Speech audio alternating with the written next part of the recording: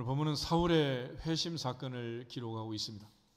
사울의 등장은 사도행전 8장에 보면 이제 스데반 집사님이 순교할 때 그는 찬성표를 던졌다 그랬어요. 옳다, 마땅하다.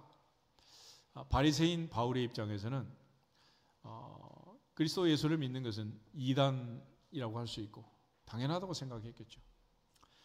그리고 각 집에 들어가서 남녀를 끌어다가 옥에 넘기는 이런 잔인한 일을 계속했습니다. 그래서 그는 디모데 1장에서 고백할 때 나는 핍박자요, 회방자요, 폭행자였다 이런 고백을 합니다. 특별히 사도 바울은 예루살렘에서만 그런 일을 한 게 아니고 오늘 본문을 보면 위협과 살기가 등등했다. 그리고 다메섹까지 쫓아가서 예수 믿는 사람들을 잡아서 예루살렘에 끌고 오려고 대제사장의 체포영장 공문을 가지고 가던 길이었습니다. 그 길에서 해보다 더 밝은 빛으로 찾아오신 예수님을 만나게 됩니다. 이것이 그의 인생의 전환점이었고 오늘 2000년이 넘도록 복음이 십자가의 복음이 우리에게까지 전달되게 된 한 사람의 위대한 회심, 그 사건을 오늘 본문이 우리에게 전해주고 있습니다. 특별히 우리가 이 사건을 통해서 여러 가지 깨달음이 있을 수 있겠지만은 하나님께서 일을 하실 때 많은 사람을 변화시키기보다는 한 사람을 변화시켜서 일을 하시는 것을 성경은 가르쳐 주고 있습니다. 인류를 창조할 때 하나님께서 80억을 창조하지 않았습니다. 한 사람 아담을 만드셨고 한 사람 하와를 만드셨고 한 가정을 이루셨습니다.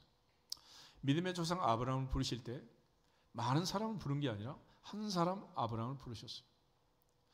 430년 종살이 이스라엘을 출애굽시킬 때 하나님께서는 모세 한 사람을 준비시켰고 그 한 사람을 통해서 출애굽의 역사를 이루게 됩니다. 가나안을 정복할 때 역시 마찬가지. 여호사를 통해서 모세의 바톤 터치를 하고 가나안 정복을 마무리하게 했습니다. 그는 멋지게 마지막에 나와 내 집은 오직 여호와를 섬기겠노라 선포하는 여호사의 멋진 모습을 보게 됩니다. 특별히 아합과 이세벨의 시대 많은 사람이 두려워 떨던 그때 전면에 나서지 못하고 7,000명이 있다 하지만은 그들은 두려움 속에 살고 있었습니다. 그러나 하나님께서 엘리야 한 사람을 통해서 갈멜산의 850대 1의 영적 전쟁을 치르게 하시고 복을 주신 것을 믿습니다. 예레미야 5장 1절에 가면 하나님께서는 선지자 예레미야를 통해서 예루살렘 거리에 다니면서 의를 행하는 사람을 한 사람만 찾으면 내가 예루살렘 성을 용서하겠다. 바벨론 포로 70년은 없다라고 말씀하실 정도로 한 사람의 역할이 중요하다. 그래서 바울은 이 한 사람이 얼마나 중요한가라는 것을 알았기 때문에 로마서 5장에서 대표의 원리로 선한 영향력을 미칠 때, 악한 영향력을 미칠 때 그 영향이 얼마나 큰가를 우리에게 가르쳐 주는 거예요. 로마서 5장을 한번 찾아보겠습니다. 로마서 5장 12절 먼저 한 절을 같이 읽겠습니다. 로마서 5장 12절 말씀. 그러므로 한 사람으로 말미암아 죄가 세상에 들어오고 죄로 말미암아 사망이 왔나니 이와 같이 모든 사람이 죄를 지었으므로 사망이 모든 사람에게 이르렀느니라. 아멘. 이 한 사람이 얼마나 중요한가. 16절부터 19절 말씀 다시 한번 읽겠습니다. 또 이 선물은 범죄한 한 사람으로 말미암은 것과 같지 아니하니 심판은 한 사람으로 말미암아 정죄에 이르렀으나 은사는 많은 범죄로 말미암아 의롭다 하심의 이름이니라. 한 사람의 범죄로 말미암아 사망이 그 한 사람을 통하여 왕노릇하였은즉 더욱 은혜와 의의 선물을 넘치게 받는 자들은 한 분 예수 그리스도를 통하여 생명 안에서 왕노릇하리로다. 그런즉 한 범죄로 많은 사람이 정죄에 이른 것 같이 한 의로운 행위로 말미암아 많은 사람이 의롭다 하심을 받아 생명에 이르렀느니라. 한 사람이 순종하지 아니함으로 많은 사람이 죄인 된 것 같이 한 사람이 순종하심으로 많은 사람이 의인이 되리라. 아멘. 19절 말씀처럼 여러분 한 사람의 순종이 남편을 살리고 아내를 살리고 온 가족을 살리고 친정을 살리고 시댁을 살리고 아들, 딸, 손자, 손녀를 살리는 복의 근원, 복의 통로가 되기를 주 이름으로 축복합니다. 그러나 반대로 한 사람의 불순종은 모든 사람을 사망에 이르게 한다 그랬습니다. 하나님께서 사울을 붙들어서 다메섹 도상에서 그를 만나시고 바리새인 사울이 그리스도인 바울로 변화되는 이 전환점을 통해서 하나님 주신 은혜와 복이 얼마나 큰가를 우리에게 가르쳐 주고 있습니다. 특별히 이제 성경은 80억 한 사람 한 사람의 이야기를 기록하지 않습니다. 아이들이 공부할 때 수학 시간에 예제 문제 풀어주고 나머지는 이하 동문 하는 것처럼 한 사람의 인생을 통해서 변화되는 그 과정을 성경은 기록하고 그 과정을 통해서 오늘 우리가 어디쯤 와 있는가라는 것을 깨닫게 하는 거예요. 아브라함의 인생으로 치면은 그는 밧단 아람에서 태어났고 하란이라는 곳에서 부름을 받았지만 정거장처럼 머물러 있다가 데라가 죽은 다음 아버지가 소천한 다음에 그는 가나안 땅을 향해 출발하게 됩니다. 가서 기근이 있고 가뭄이 있어서 애굽으로 내려갔다가 또 바로의 왕궁에 할머니 들어갔다 나오는 그런 끔찍한 사건도 있었고 다시 올라와서 그가 마지막 세상을 떠날 때 75세의 부름을 받아 175세의 세상을 떠날 때 성경은 아브라함의 스토리 100년을 기록해 주는 거예요. 100살의 아들 이삭을 낳고 이삭이 환갑에 쌍둥이 야곱과 에서를 낳게 됩니다. 그때 아브라함의 나이 160세. 그리고 이 아이들이 15살이 되었을 때 그는 세상을 떠났습니다. 특별히 부름을 받았을 때 또 바로의 왕궁에 끔찍한 일을 당하기도 하고 또 애굽 여종 사가를 통해서 이스마엘을 낳기도 하고 하나님께서 다시 오셔서 이름을 계명하시고 아브라함을 아브라함이라 하시고 사레를 사라라 고쳐주시고 드디어 할례의 언약을 주셔서 100살의 아들 이삭을 낳고 할머니 고백을 들어보면 여호와께서 나를 웃게 하시니 모든 사람이 다 나와 함께 웃으리로다. 그래서 아들 이삭의 이름은 이삭, 웃음이란 뜻입니다. 사람은 100살의 아들을 낳는다 하니 말도 안 되는 일이라고 코웃음을 쳤겠지만 하나님은 아들을 주시고 진짜로 웃게 하셨습니다. 이처럼 얻은 아들을 창세기 22장에 보면 모리아산에서 번제로 바쳐라. 이 또 무슨 일이겠어요? 그렇지만 그는 순종하고 내가 하나님 명령대로 순종하면 하나님의 약속대로 반드시 이 아이를 살려서 복을 주실 줄 믿습니다. 그것이 바로 예수님이 2000년 전에 우리에게 가르쳐 주신 부활신앙 아니겠습니까? 우리 모두가 다 그 부활신앙으로 승리하기를 주 이름으로 축복합니다. 특별히 하나님의 은혜 안에서 우리 모두가 다 내 인생을 돌아보게 되면 나는 어디쯤 가고 있는가라는 걸 알 수 있어요. 애고에서 10가지 재앙이 내리고 모세를 통해서 바로의 아들이 죽고 드디어 출애굽을 하고 광야에서 40년 방황을 하다가 여호수아를 통해 가나안 땅에 들어가는 가나안 정복의 이야기는 성경에 잘 기록되어 있습니다. 그렇지만 긴 여정으로 볼 때 오늘도 이제 용사님 시부께서 소천하셨지만은 소천할 때 요단강 건너가 만나리 그러잖아요. 나는 어디쯤 와 있는가? 내 인생을 체크하시고 남은 인생 반드시 요단강 건너 가나안에 들어갔던 이스라엘 백성들처럼 여호수아 갈렙처럼 천국의 주인공이 되기를 주 이름으로 축복합니다. 바울의 인생은 그는 길리기아 다소성의 사람이었고 로마의 시민이었습니다. 오늘로 치면 그는 모든 열쇠꾸러미를 다 갖고 있는 사람이었고 함부로 쉽게 그렇게 만날 수 있는 사람이 아니라 바리새인 중에 바리새인이고 가말리엘 문화에서 그는 율법의 모든 것을 통달했습니다. 동시에 그는 헬라어에 능통했고 그야말로 많은 사람이 부러워하는 요즘으로 말하자면 금수저란 표현으로 표현할 수 없는 하늘의 시민권을 바울은 빗대서 로마의 시민권과 말할 정도로 로마의 시민권자였습니다. 천부장은 나는 돈을 많이 들여 시민권을 사다 그렇게 말했어요. 바울은 나는 날 때부터다 라고 말했어요.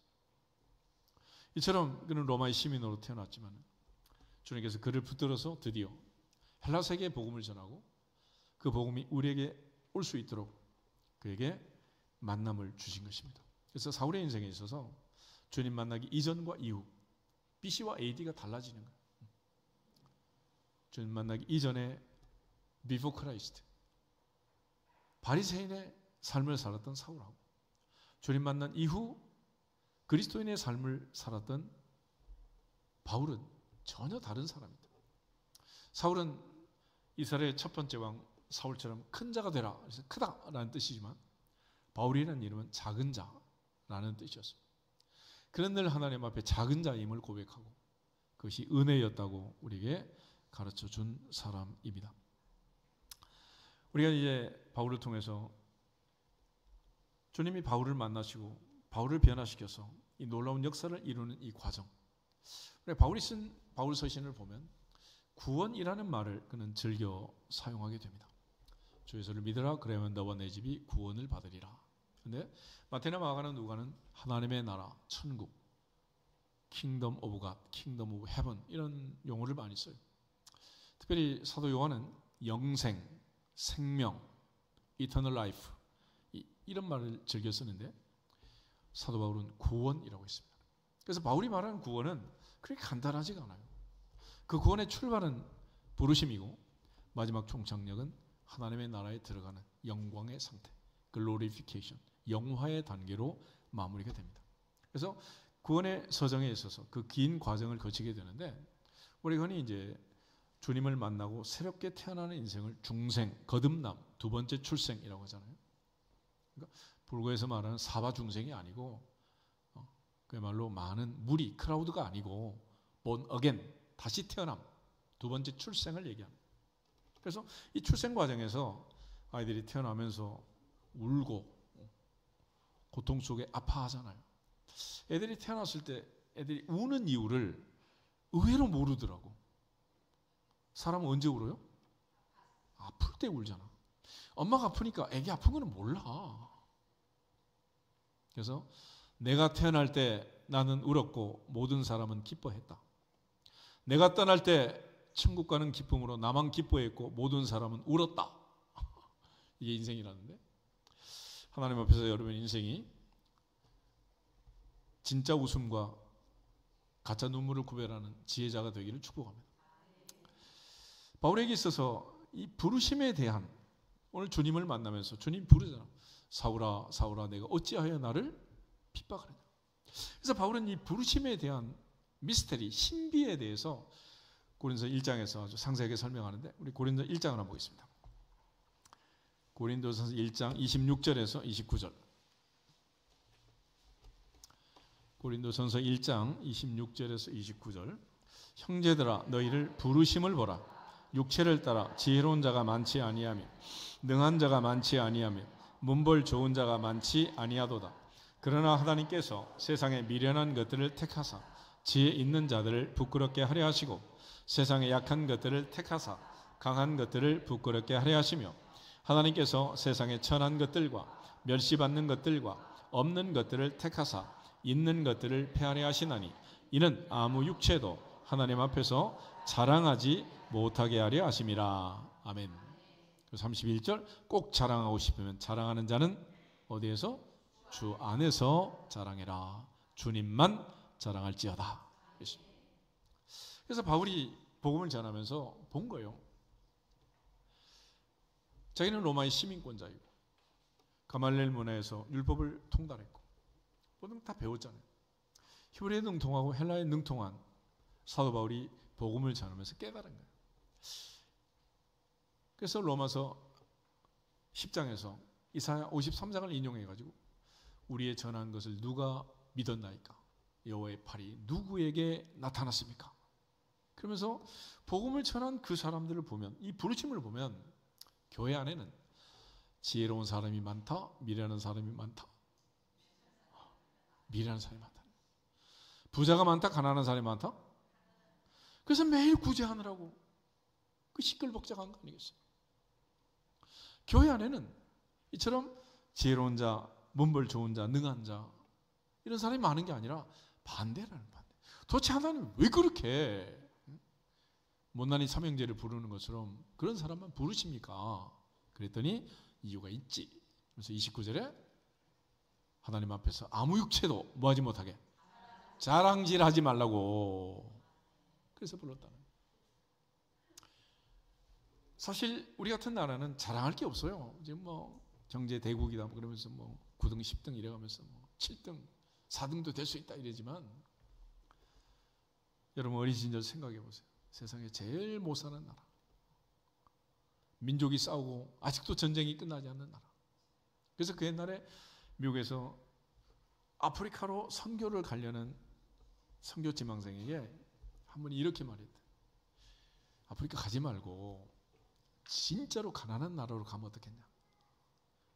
그러니까 아프리카보다 더 가난한 나라가 있냐. 진짜다. 이게 코리아라는 거예요. 이디오피아라는 나라가 우리 6.25 전쟁 났을 때 도와줬어요? 안 도와줬어요?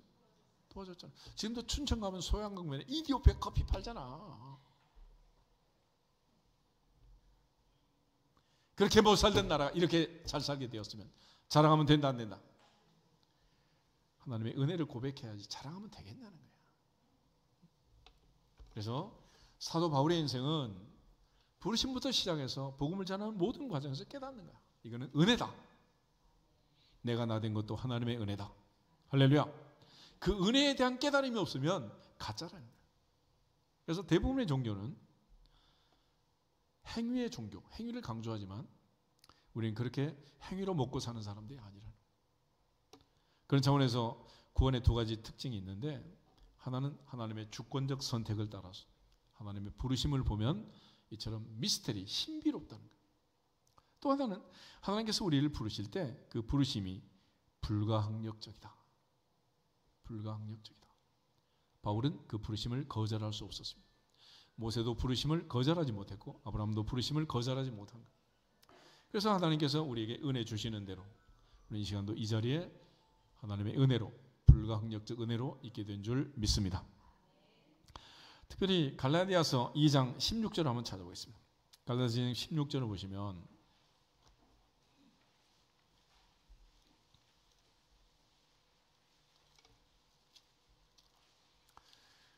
사분 갈라디 교회 성도들에게 우리가 구원받은 원리를 설명해요. 15절 16절 두 절을 보면 좋겠습니다.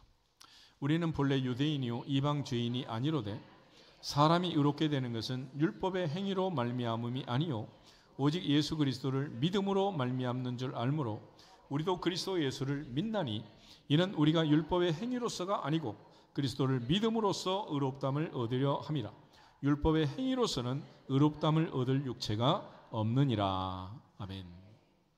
유대인이나 헬라인이나 자랑할 게 없다는. 그래서 여호수아가 마지막 고별 설교를 할 때 조상을 생각해 보라는 거예요. 아브라함 그러면 자랑할 것 같지만 아브라함의 아버지 데라는 우상을 말든 우상 섬기는 자였다. 오늘날 우리가 3대, 4대, 5대, 6대 이제 예수 믿고 살게 되었지만 거슬러 올라가면 조선시대, 고려시대 우리의 조상들은 자랑할 게 있어요? 없어요? 뭐 자랑할 게 있겠어? 다 멸망의 길을 가던 사람들인데 궁극적으로 하나님께서는 이처럼 주권적으로 부르시고 불강력 은혜로 우리에게 복을 주셔서 구원이라는 걸 허락하시는 거예요. 그러니까 이 한 단계 한 단계가 미스테리, 신비라는 것입니다. 신비. 우리의 전한 것을 누가 믿었나이까? 여호와의 팔이 누구에게 나타날까? 그래서 보내심을 받지 아니하여서 어찌 전파하리요? 전파하는 자가 없이 어찌 믿으리요? 믿지도 않는 일을 어찌 부르리요? 오직 믿음으로 주의 이름을 부르는 자는 구원을 받으리라. 구원을 받으리라. 이 바울이 깨달은 구원이에요. 그래서 바울이 오늘 다메섹 도상에서 부르심을 받고 주님을 만나는 이 장면은 그 인생의 터닝 포인트가 되는 겁니다. 오늘 예배를 통해서도 주님 앞에 바울처럼 만남의 은혜가 있기를 주님의 이름으로 축복합니다. 선자 이사야는 예수님이 오시기 700년 전에 그 많은 황소와 염소의 피를 제단에 바치고 만나지도 않고 마당만 밟고 지나가는 자들에 대한 안타까움을 이사야 1장에서 표현하고 있어요. 마당만 밟고 지나간다. 그래. 우리 모두가 하나님의 은혜를 생각하고 이 주권적 역사에 동참하기를 주의 이름으로 축복합니다. 그래서 사람이 이제 영적 출생, 두 번째 출생을 해야 되는데 예수께서 니고데모를 만나서 그 사실을 설명을 해요. 그때 니고데모가 요한복음 3장을 보면 말귀를 못 알아들어요. 그래서 예수님께서 아니 너는 이스라엘 선생이라면서 선생이 이걸 못 알아들으면 누가 알겠느냐. 그러면서 육으로 난 것은 육이요 영으로 난 것은 영이다 그러잖아요. 엄마 뱃속에서 나온 것은 육체고 하나님의 성령의 역사로 태어난 것은 영이다 그랬잖아요. 근데 그 말을 해도 못 알아들어. 그럼 두 번째 모태에 또 들어갔다 나와야 됩니까? 어이없는 질문을 던지잖아요. 그럴 때 성령으로 난 사람에 대해서 예수께서 설명하셨고 그 니고데모에게 주신 말씀이 그 유명한 요한복음 3장 16절인 거예요. 하나님이 세상을 이처럼 사랑하사 독생자를 주셨으니 이는 누구든지 저를 믿는 자마다 멸망하지 않고 영생을 얻게 하려 하심이라. 조건은 단 한 가지. 믿는 자마다. 할렐루야. 그런데 그 앞에 누구든지라는 말이 있어요. 그래서 이걸 가리켜 제한 속죄라고 해요. 다 믿으면 다 구원받겠지만 그러지가 않다는 거예요. 이렇게 목숨 걸고 가서 복음을 전해도 믿는 자가 있고 믿지 않는 자가 있으니 그것도 미스테리라는 거예요. 그래서 어떤 사람은 대답을 하고 대답을 하지 않느냐라는 거죠.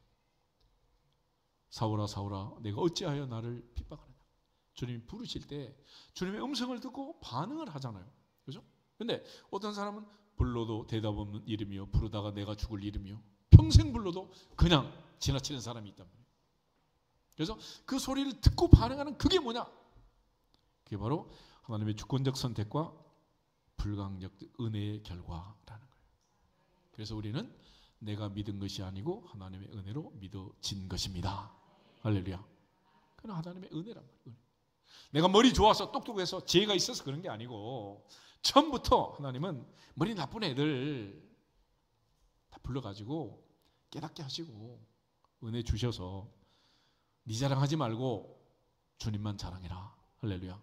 그래서 불러주신 거란 말이에요. 그런데도 우린 늘 자기 자랑만 애쓰는 어리석음을 드러내고 있는 거죠. 그 유명한 에베소서 2장 8절 9절에 너희가 그 은혜에 의하여 믿음으로 말미암아 구원을 얻었나니 이것이 너희에게서 난 것이 아니요 오직 하나님의 선물이라. 행위에서 난 것이 아니니 이는 누구든지 뭐하지 말라 자랑하지 못하게 하려 하심이라. 하나님의 은혜, 그 은혜만을 자랑할 수 있기를 주 이름으로 축복합니다. 그런 측면에서 바울은 이 회심 사건을 중심으로 해서 구원이 얼마나 놀라운 은혜인가를 가르쳐줘요. 성령으로 거듭나서 하나님의 자녀가 된 것. 우리가 애들이 태어날 때 이러잖아요. 엄마 아빠가 사랑으로 만나서 아이가 찾아오는 거 아니겠어요? 감추려고 해도 감출 수 없는 증거가 있잖아. 그죠? 올여름처럼 무더워서 뭐 원피스를 입고 다닌다고 그래도 배가 부르면 어떻게 드러나게 되는 거죠. 그리고 그 아이가 태어날 때 살았는지 죽었는지에 대한 강력한 증거가 있어요. 그래서 옛날에는 사극을 보면 다 그러잖아. 밖에서 할머니 할아버지 온 동네 식구들 사람들 모여가지고 뭘 기다리는 거예요? 애기가 우는지 안 우는지 울음소리를 기다려. 울음소리. 울면 살았고 울지 않으면 죽은 거예요. 그래서 영적으로 태어난 생명의 가장 중요한 역사 중에 하나가 뭐냐? 회심하는 회심. 회개라는 거예요. 부르짖는 거예요. 아프다고 고통스럽다고. 그러니까 그거는 그냥의 경험이 아니에요. 가상의 사이버 공간에서 느끼는 그런 울부짖음이 아니고 진짜 아파가지고 생명이 태어나는 생명의 아픔. 그걸 이제 기록하는 거죠. 그러나서 그 아픔 속에서 엄마가 할머니가 안아주고 닦아주고 진자리 마른자리 가려가면서 눕혀주면 그때는 나도 모르는 안정감이 찾아오게 되는 거예요. 그걸 이렇게 신앙, 믿음이라고 합니다. 그래서 하나님의 사람으로 태어날 때 그 추하고 더러운 죄에서 회개하는, 과거를 단절하고 정리하는 그러한 아픔과 고통으로 회심이 있어야 되지만은 더불어 동시에 찾아오는 안정감, 믿음이다, 신앙이다. 결국 하나님의 사랑을 깨닫고 하나님의 아버지 되심을 믿고 자녀의 권세를 갖고 사는 거 아니겠어요? 그래서 아이들이 부모로부터 받는 것은 두 가지다. 하나는 징계라는 걸 받고 또 하나는 사랑을 받는 것. 궁극적으로 하나님께서도 오늘 우리의 인생길에서 뜻대로 살면 복을 주시고 벗어나면 징계하시고, 그래서 신명기 28장에도 순종하고 청종하고 여호와의 말씀을 듣고 지켜 행하는 자에게는 들어가도 나가도 복을 받으리라. 반대로 불순종하면 들어가도 나가도 저주를 받는다. 이처럼 하나님이 간섭하시고 지키시는 인생, 그 인생이 행복하도다. 행복하도다. 그러나 하나님이 버린 자녀가 되면 그때는 불행하다는 거예요. 그래서 로마서 1장에서 사도 바울은 이 버린 자식들에 대한 얘기예요. 버린 자식. 로마서 1장 2장에 가면 하나님 버리셨다는 거예요. 버리셨어. 로마서 1장 한번 보실까요?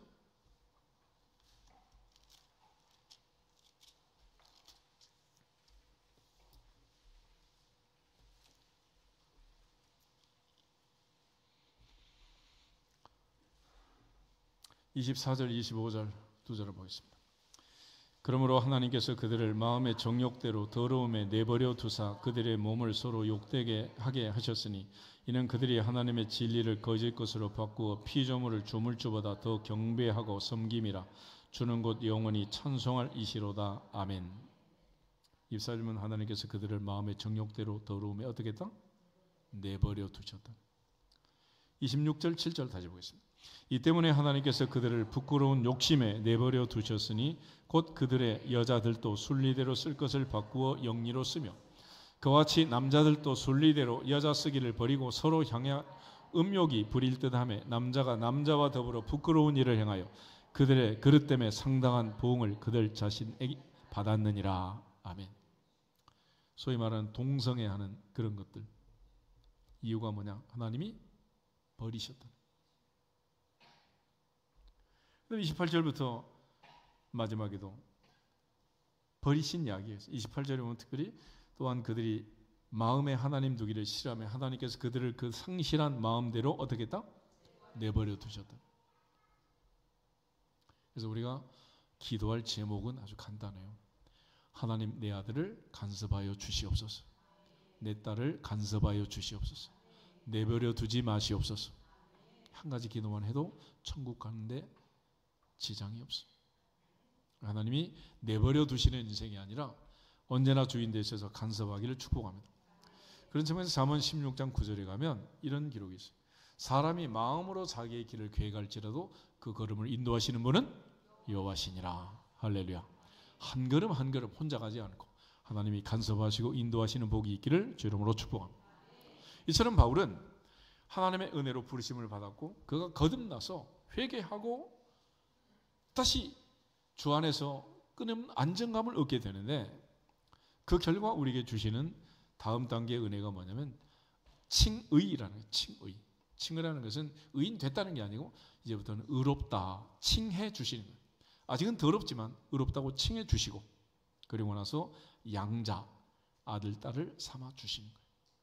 당자가 왔을 때 아버지가 목욕시키고 제일 좋은 옷을 입히고 신발을 신기고 나서 영접하는 것처럼 하나님께서 양자를 삼기 전에 의롭다고 칭해 주시고 의복을 바꿔주시고 그리고 새 사람을 입고 빛의 갑옷을 입고 하나님의 자녀가 되게 하시는 겁니다. 그 다음부터 이제 우리가 성화라는 긴 과정을 거쳐가는 겁니다. 바울은 늘 로마서 7장 고백처럼 내 안에 두 마음이 있다는, 누구나 지킬과 하이드가 있는 것처럼 선을 행하기 원하는 나도 내 속에 있고 악을 행하기 원하는 나도 내 속에 있고, 이 두 가지 마음이 교차하는 거예요. 그래서 하나님께서 그때그때마다 은혜를 주셔서 그래서 예수로 말미암아 정죄함이 없도록 새 힘을 주시고 새 은혜를 주셔서 성장하고 성숙하는 과정을 거치게 하십니다. 지난 잠깐 얘기했지만 대나무처럼 우죽순으로 빨리 자라기도 하고 천천히 자라기도 하고, 사도 바울은 오늘 사도행 9장을 보면 3일 만에 모든 것을 끝냈습니다. 모세는 자그마치 80년이 걸렸습니다. 사람마다 다른 거예요. 그거는. 그러니까 왜 나만 그렇게 말할 필요도 없어요. 누가 보시기에 합격이냐 불합격이냐, 기준은 하나님 보시기에. 그래서 모세는 하나님 보시기에 아름다운 아이였다. 그렇게 생후 3개월짜리를 평가를 해요. 그럼에도 불구하고 80이 될 때까지 하나님은 더 많은 연단과 훈련을 시켰습니다. 왜냐하면 모세가 해야 할 일은 그렇게 간단한 일이 아니잖아요. 저번에 430년 종살이하던 역사상 가장 강력한 힘을 가진 바로를 상대로 해서 자기 백성을 해방시켜야 되는 사명이 있었기 때문에 그렇게 쉽게 훈련이 끝날 수가 없는 거예요. 그러므로 하나님께서 그 모든 과정을 통해서 마무리가 되면 모든 상황이 종료가 되는 것입니다. 그래서 우리가 갈팡질팡하고 자충우돌 하지만은 그러나 천국 것을 믿는 것은 우리가 이 성도의 견인이라는 교리인데 한 번 구원받는 자는 끝까지 구원받는다. 하나님 버리지 않는다. 내버려 두지 않는다. 라는 안정감이에요. 안정감. 내가 아무리 나쁜 짓을 하고 못된 죄를 해도 우리 아버지가 호적에서 지우지 않는다.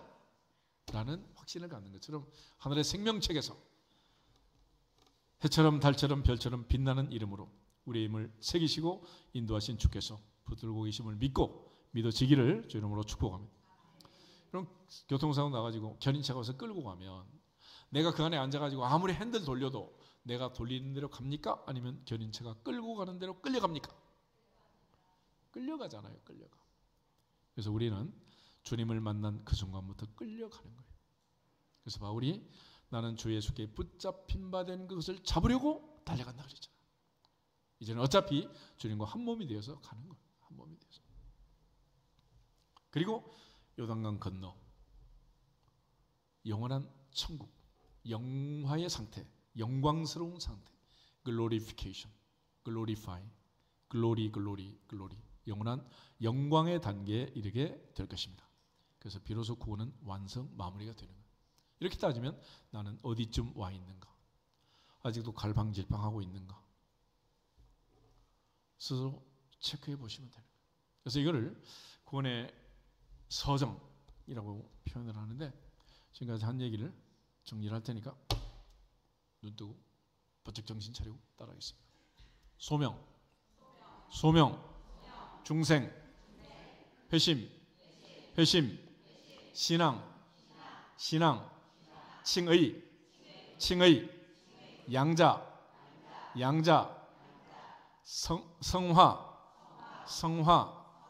성도의 견인, 영화. 그리고 이런 단계가 다 다르기 때문에 바울이 고린도 교회를 보면서 어린아이 같은 애가 많다 그랬어요. 그래서 교회는 90%가 유치부다 그러잖아요. 나이만 들었지. 유치부라. 하는 일이 유치찬란하잖아. 유치가 뭐요? 전니. 배고프면 달라 그러고 배부르면 엄마 젖꼭 깨물고 막. 유치한 애들이 많아. 바울은 이 다메섹 사건을 사도행전 22장, 26장에서 두 번이나 더 증언을 합니다. 한 번은 천부장이 로마의 시민권자 바울에게 허락을 해가지고 그가 변증을 해요. 내가 정말 주님 만났다. 유대인들이 듣고 막 난리가 난 거예요. 아그리빠 왕 앞에서도 그 다시 한번 증언을 합니다. 그러니까 바울아, 내 많은 학문이 너를 미치게 했구나. 너 미쳤냐? 이럴 정도로. 그러나 바울은 강하고 담대하게 진짜 만났다, 진짜 라는 걸 강조하는 거예요. 그래서 바울이 이 모든 과정을 통해서 많은 것을 우리에게 가르쳐 주는데 가장 중요한 결론은 오직 은혜, 그 은혜를 가르쳐 주는 거예요. 특별히 바울에게 나타난 예수님께서 하신 말씀 중에 이런 말이 있잖아요. 누구십니까? 그랬더니 나는 내가 박해하는 예수라고 했습니다. 바울은 지금 예수 만난 적도 없고 예수를 박해한 적도 없잖아요. 예수 믿는 자들을 박해하고 예수 믿는 자들을 체포해서 예루살렘으로 끌어올려고 지금 가던 중에 지금 붙잡힌 거 아니겠습니까? 그래서 바울이 여기서 유명한 교회론을 완성하게 되는 거예요. 에베소 1장에 가면 바울은 교회와 그리스도를 설명할 때 교회는 그리스도의 몸이다. 그리스도는 교회의 머리이다. 한 몸이라고 얘기하는 거예요. 그러니까 손가락 발가락이 아프면 손가락 발가락만 아픕니까? 온몸이 다 아픕니까? 그걸 한 몸이라고 해요. 그래서 우리 정 집사님처럼 아내가 아프니까 내가 아픈 거야. 한 몸이잖아, 한 몸. 그래서 로마서 에베소 5장에 가면 자기 아내를 사랑하는 자는 자기를 사랑하는 것이다. 그렇게 성경이 증언을 하잖아요. 그런데 한 몸 의식이 없으면 그렇게 아파요, 안 아파요? 왜 안 아프지? 그렇게. 결국 주님께서 나타나서 그에게 말씀하셨던 그 말씀이 바울의 인생을 생각을 완전히 뒤집어 엎은 거예요. 그러니까 눈에 보이는 어린아이 같은 이 아이들이 내 마음에 안 든다 하더라도 우리가 잘 돌보고 서로 사랑하고 이해하고 위로하고 키워야 되는 이유는 아빠가 누구라고? 하나님이시라고. 그를 피로 값주고 사신 분이 누구라고요? 예수님이시라고. 그러니까 내가 내 마음에 안 든다고 내 마음에 안 드는 형제자매를 미워할 권리가 있다 없다? 그런 권리는 없는 거예요. 내가 낳지도 않으면서 옆집에 지나가는 걸 보고 잘생겼다 못생겼다 평가하면 됩니까 안 됩니까? 아니 되옵니다. 그러시면 아니 되오는 거예요. 목사님도 함부로 평가하시면 안 돼요. 뭐 설교를 잘합니다 못합니다 뭐 깁니다 짭니다 심지어 이래가 총회 재판국까지 고소 고발에 올라온 게 올해도 40건 가까이 40건. 싸우는 교회가 한둘이 아니에요. 한둘이 아니에요.